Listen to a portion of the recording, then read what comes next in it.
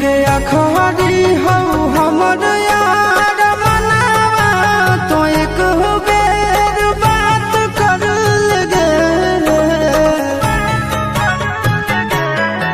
हो गया खरी हो हमर यार मनावा तो एक बेर बात कर लगे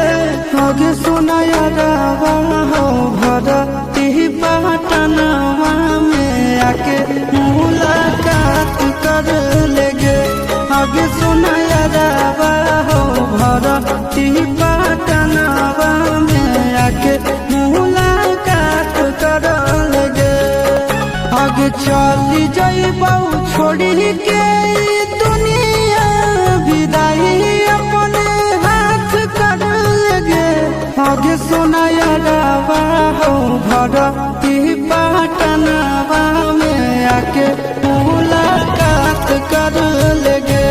आगे सुना यारवा हो भरती पटनवा में आके मुलाकात कर लेगे।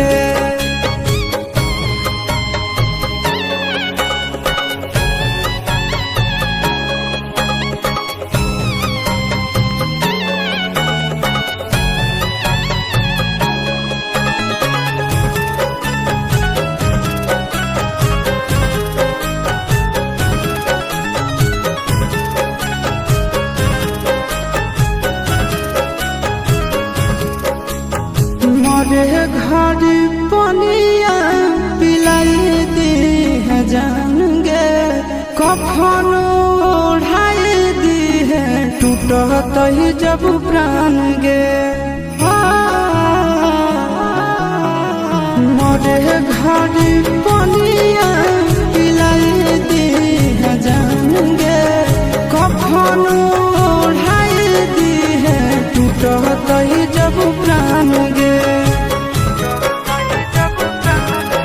आगे हमारा से तोरा चाहती प्यार होता भेंट सब छात कर लगे आगे सुना यारवा हो भरती पटनवा में आके मुलाकात कर लेगे आगे सुना यारवा हो भरती पटनवा में आके मुलाकात कर लेगे।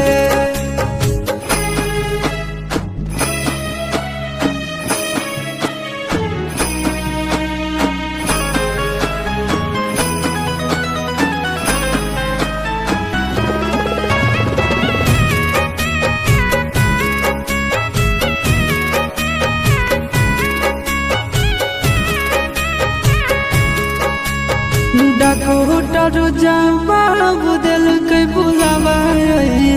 मौत के देखी के चेहरा जानू चल जाई है लौट के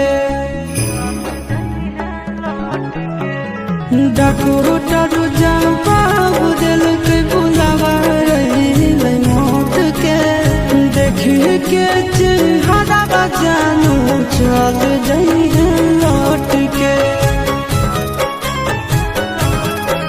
आगे अमन आलम दिलहाया शिश नंदन से योगी विश्वा घात कर लगे